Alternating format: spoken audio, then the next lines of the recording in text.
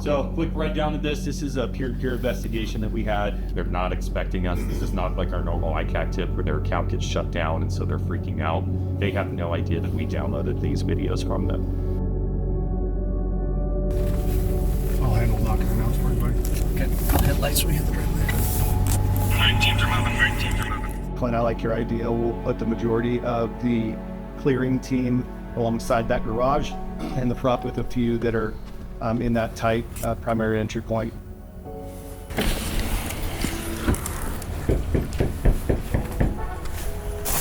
Police, search warrant.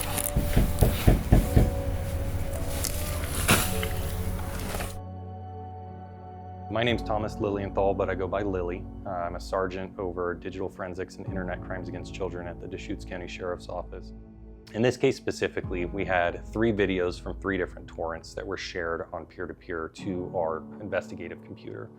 We knew the house that it was occurring from, however, there were a lot of people at this house. So we got together with our street crimes and our criminal investigative unit to help with the tactical entry, making sure that everything was safe, while our internet crimes against children investigators can focus on interviewing the people at the residence, and our digital forensics people can focus on these are the devices that we need to seize.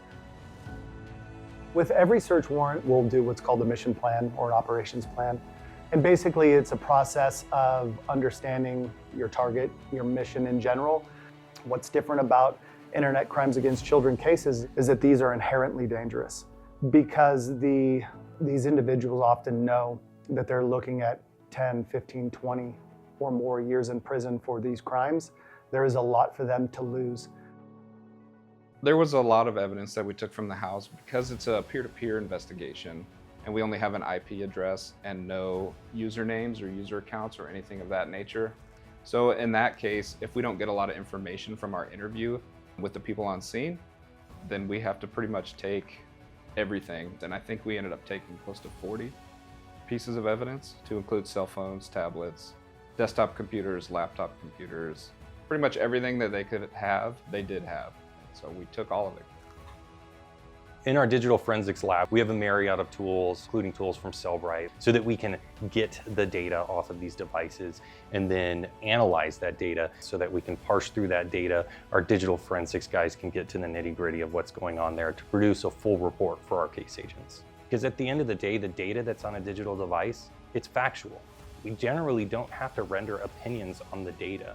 So we need somebody to be able to look at that data, state the facts of what's there, because the evidence is either there or it's not there, so that we can have a successful resolution to a case. You have to be a special person to want to get into a career field that unfortunately has to view this material, describe this material, go on stand and talk in front of people of what you just saw in this material. And the reason we do it is because we have to keep these kids safe.